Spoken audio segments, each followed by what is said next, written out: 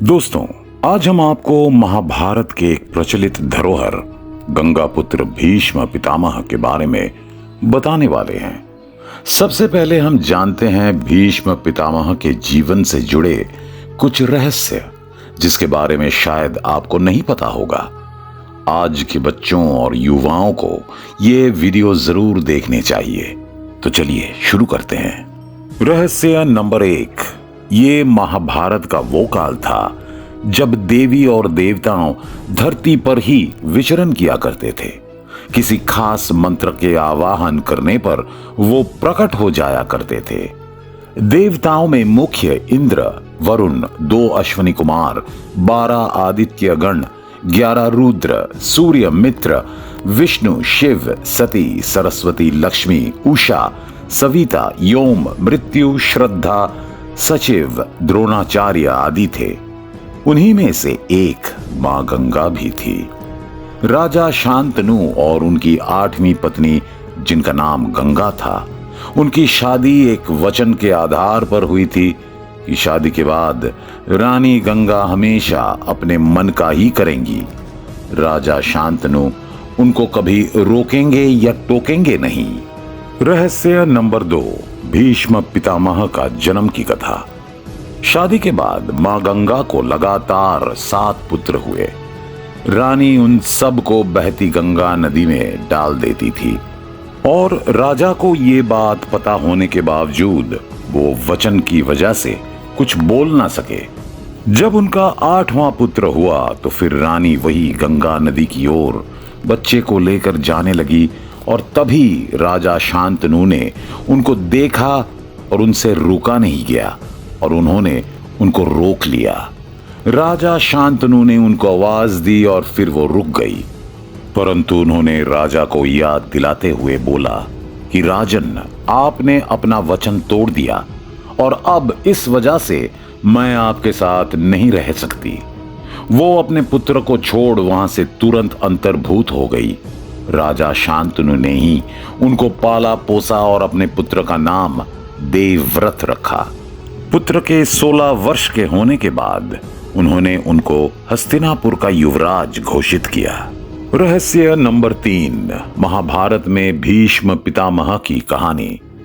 एक बार धू नामक वसु ने अपने 7 मित्रों के साथ मिलकर वशिष्ठ ऋषि के गौ को हरण कर लिया था। ऐसा करने पर उन्होंने वसु को बोला था कि ऐसा काम तो मनुष्य करते हैं। दंड स्वरूप उन्होंने कहा कि तुम 8वां वसु मनुष्य हो जाओ। ऐसा सुनकर उन वसुओं ने वशिष्ठ जी से प्रार्थना की और माफी मांगी। माफी स्वीकार ना करते हुए वशिष्ठ जी ने कहा, बाकी सभी वसु तो साल का अंत होने पर मेरे साथ से छुटकारा पा लेंगे, लेकिन इस धू को इसकी करनी का फल जरूर मिलेगा। इसको एक जन्म मनुष्य बनकर पीड़ा से गुजारना होगा। ये सुनकर उन्होंने धू नामक वसु को ये बात बताई और कहा कि आप एक मनुष्य रूप में जन्म लीजिए और फिर हम सभी को अपने गर्भ में धारण कर पैदा होने के बाद उनको पानी में समा दीजिएगा और इसी तरह से हम सब जल्दी जल्दी इससे मुक्त हो जाएंगे। गंगा ने उनकी बात मान ली और फिर राजा शांतनु से शर्त रख शादी भी कर ली थी। 7 पुत्रों को तो उन्होंने पानी में छोड़ दिया, परंतु 8वें पुत्र के समय राजा ने उनको रोककर उनको ये कहानी बताकर उनको रोक दिया और गंगा ने श्राप का मान रखते हुए उस बच्चे को जीवन दिया। रहस्य नंबर 4, गंगा पुत्र भीष्म पितामह की प्रतिज्ञा। एक दिन देवव्रत के पिता महाराज शांतनु गंगा के तट पर घूम रहे थे। तभी उनकी नजर नदी में नाव को चलाती एक सुंदर कन्या पर पड़ी। राजा को वो पसंद आ गई और उन्होंने उससे जाकर उनके बारे में पूछा। उस कन्या ने अपना नाम सत्यवती बताया और कहा कि मैं एक निषाद कन्या हूं। इतना जानते ही राजा उनके पिता के पास शादी का प्रस्ताव लेकर गए। सत्यवती के पिता ने कहा कि मुझे आपसे अपनी पुत्री का विवाह करने में कोई आपत्ति नहीं है, परंतु एक शर्त है और वो शर्त यह है कि मेरी पुत्री के गर्भ से जन्म लिया हुआ आपका पुत्र ही आपके बाद हस्तिनापुर का राजा बनेगा। ये सुन राजा चुपचाप अपने राज्य हस्तिनापुर वापस लौट आए। राजा सत्यवती की खूबसूरती के दीवाने थे और उनकी चिंता में वो कमजोर होने लगे। जब देवव्रत को ये बात मालूम हुई तो वो अपने पिता को बिना बताए ही सत्यवती के घर जाकर ये प्रण लिया कि मैं जिंदगी भर ब्रह्मचर्य का पालन करूंगा और उनकी बेटी के गर्भ से जन्म लिया पुत्र जो भी हस्तिनापुर का राजा बनेगा उसकी आज्ञा का पालन करूंगा। ऐसा सुन सत्यवती के पिता ने अपनी पुत्री को युवराज देवव्रत और उनके सेनापति के साथ अपनी पुत्री को हस्तिनापुर के लिए रवाना कर दिया। रहस्य नंबर 5, भीष्म पितामह के जीवन का इतिहास। जब सत्यवती को शांतनु ने अपने राज्य हस्तिनापुर में देखा तो उनकी खुशी का ठिकाना नहीं रहा और उन्होंने अपने पुत्र को बोला कि तुमने पिता के प्रेम में आकर ऐसा फैसला लिया है और आज से पहले ना तो कभी ऐसा हुआ था और ना ही कभी होगा। इसलिए मैं आज तुम्हें यह वरदान देता हूं कि तुम्हारी मृत्यु तुम्हारे चाहने से ही होगी, अर्थात जब तुम चाहोगे तब ही तुम्हें मौत आएगी। तेरी इस प्रतिज्ञा के कारण तू भीष्म कहलाएगा और तेरी वो प्रतिज्ञा भीष्म प्रतिज्ञा के नाम से प्रसिद्ध होगी। रहस्य नंबर 6, भीष्म पितामह की कहानी। रानी सत्यवती के गर्भ से महाराज को 2 पुत्र की प्राप्ति हुई। एक का नाम चित्रांगद था और दूसरा विचित्रवीर्य। कुछ समय बाद राजा शांतनु की मौत हो गई और फिर राजा के पद पर चित्रांगद को बैठाया गया। उनकी भी मृत्यु एक युद्ध में हो गई। उन समय भीष्म ने विचित्रवीर्य को राजा के पद पर बैठा दिया और खुद हस्तिनापुर के बाकी कार्यों को देखने लगे, क्योंकि उस समय विचित्रवीर्य छोटे बालक थे। उन्हीं दिनों भीष्म ने 3 राज्यों पर अपनी जीत की प्राप्ति कर ली थी और वो चाहते थे कि वहां की 3 पुत्रियों से विचित्रवीर्य का विवाह हो जाए। 3 में से सबसे बड़ी पुत्री अंबा को छोड़ दिया गया क्योंकि वो किसी और से प्रेम करती थी, लेकिन बाकी दोनों पुत्री अंबिका और अंबालिका का विवाह विचित्रवीर्य के साथ कर दिया गया। लेकिन दोनों में से किसी भी पत्नी से उनको पुत्र की प्राप्ति नहीं हुई और वो भी चल बसे। एक बार फिर हस्तिनापुर की राजगद्दी खाली हो गई। रहस्य नंबर 7, महाभारत में भीष्म और परशुराम का 21 दिन का युद्ध। जब अंबा अपने प्रेमी के पास जाती हैं तो वो उसको स्वीकार करने से मना कर देते हैं और ये सुन वो भगवान परशुराम जी के पास झूठी कहानी बताकर अपने बारे में कुछ हल निकालने के लिए बोलती हैं। ये सुन वो उनके पास प्रस्ताव लेकर जाते हैं कि वो अंबा को स्वीकार कर उनसे विवाह करें। भीष्म अपनी प्रतिज्ञा की वजह से विवाह नहीं कर सकते थे और इस वजह से उनकी 21 दिन तक परशुराम जी के साथ भयंकर युद्ध हुआ था। बाद में परशुराम जी को ऋषियों के द्वारा सत्य बताया गया और फिर उनका युद्ध समाप्त हुआ और इस तरह वो अपनी बात पर अटल रहे। रहस्य नंबर 8, महर्षि वेदव्यास कौन थे? महर्षि वेदव्यास की कहानी। सत्यवती के दोनों पुत्रों की मृत्यु होने की वजह से, वंश के आगे ना बढ़ने की वजह से परेशान होकर भीष्म से बोली कि तुम विवाह कर लो, परंतु वो नहीं माने और तब उन्होंने अपनी 2 बहुओं का नियोग तरीके से संतान होने के बारे में सोचा। भीष्म से आज्ञा लेकर सत्यवती अपने पुत्र वेदव्यास से अंबिका और अंबालिका के द्वारा 2 पुत्रों को जन्म दिलवाती हैं। आगे चलकर इन्हीं पुत्रों का नाम धृतराष्ट्र एवं पांडु नाम पड़ता है। राजा शांतनु से विवाह के पूर्व सत्यवती ने अपनी कुमारी अवस्था में ऋषि प्रार्षद के साथ रहवास कर लिया था। उनसे उनको एक पुत्र की प्राप्ति हुई थी जिनका नाम वेदव्यास पड़ा था और उसी पुत्र की मदद से उन्होंने अपना वंश आगे बढ़ाया था।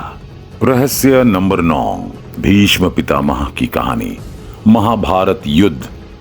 अपने पिता के विवाह के लिए भीष्म ने जो प्रतिज्ञा ली थी उसमें लीन रहने के लिए वो रोज भगवान शिव का ध्यान किया करते थे। वैसे तो श्री कृष्ण उनके सामने बच्चे थे, परंतु फिर भी भीष्म ने उनको इंसान के रूप में पहचान लिया था। उन्हीं दिनों पांडवों और कौरवों में युद्ध होने के लिए सेना का निर्माण हो रहा था। भगवान श्री कृष्ण ने पहले ही अर्जुन को वचन दे दिया था कि वो युद्ध के वक्त पांडवों की ओर रहेंगे, और इस वजह से भीष्म पितामह ने उनसे उनका शस्त्र ग्रहण करने के लिए कहा था। भगवान श्री कृष्ण के लिए ये धर्म संकट की स्थिति बन गई थी, और अंत में भक्त की लाज रखते हुए उन्होंने उनकी बात मान ली थी और अपने शस्त्र उनको सौंप दिए थे। रहस्य नंबर 10, भीष्म कुरुक्षेत्र में होने वाले युद्ध में कौरवों के सेनापति थे, और उन्होंने अपने जिम्मेदारों को बाखूबी निभाते हुए उन्होंने 10 दिन तक कड़ी तरीके से युद्ध में अपना योगदान दिया था। युद्ध के 9वें दिन उन्होंने आधे से भी ज्यादा पांडव सेना को समाप्त कर दिया था। इस बात से श्री कृष्ण ने अपना वचन तोड़ दिया और अपने रथ का पहिया निकाल के वो भीष्म की ओर उनको मारने के लिए चल पड़े थे। परंतु फिर उन्होंने देखा कि भीष्म ने भी अपने शस्त्र छोड़ दिए हैं और वो उन्हीं की ओर बढ़ रहे हैं, तो वो रुक गए। 10वें दिन भगवान श्री कृष्ण ने पांडवों को खुद कहा कि जाओ भीष्म के पास और उनसे उनके इच्छा मृत्यु का तरीका पूछ के आओ। बहुत देर तक सोचने के बाद भीष्म पितामह उनको बता देते हैं। रहस्य नंबर 11, महाभारत में भीष्म पितामह की मृत्यु कैसे हुई। युद्ध के 10वें दिन अर्जुन ने युद्ध के वक्त भीष्म पितामह के सामने शिखंडी को लाकर खड़ा कर देते हैं, और तभी अर्जुन मौका देख के भीष्म पितामह पर तीरों की बरसात कर उनको तीरों की चिता पर लिटा देता है। दरअसल भीष्म से पांडवों द्वारा पूछे जाने पर भीष्म ने बताया था कि किसी नपुंसक व्यक्ति के सामने वो अपने शस्त्र नहीं उठाएंगे, और तभी अर्जुन ने मौका का फायदा उठाया और भीष्म को तीरों से छेद देते हैं। रहस्य नंबर 12, भीष्म की मृत्यु। भीष्म के सरसैया पर लेटने की खबर फैलने पर कौरवों की सेना में हाहाकार मच जाता है। दोनों तरफ के सैनिक और युवराज युद्ध को छोड़ उनके आसपास जाके बैठ जाते हैं। तभी भीष्म कहते हैं, मेरा सर लटक रहा है, मुझे तकिया चाहिए। और उनके ये बोलते ही पूरे एक से बढ़कर एक अच्छे तकिए उनके लिए लाए जाते हैं, परंतु वो उन सभी तकियों को लेने से मना कर देते हैं। तभी वो अर्जुन की ओर देखकर बोलते हैं, बेटा तुम तो क्षत्रिय धर्म के विद्वान हो, क्या तुम मुझे उपयुक्त तकिया दे सकते हो। अर्जुन की आंखों में उस वक्त आंसू भरे हुए थे, लेकिन आज्ञा का पालन करते हुए अर्जुन ने बड़ी तेजी के साथ 3 तीर उनके निरार को चीरते हुए जमीन में गुस्सा कर चला दिया, और इस तरह भीष्म को सराहना मिल जाता है। रहस्य नंबर 13, सरसैया पर लेटने के बावजूद भीष्म मरते नहीं है। उनको पिता के द्वारा जो इच्छा मृत्यु का वरदान उनको मिला था, उसकी वजह से वो अभी भी जीवित थे। उन्हें पता था कि सूर्य की उत्तरायण होने पर अगर वो शरीर को छोड़ेंगे तो उनकी आत्मा को शांति नहीं मिलेगी।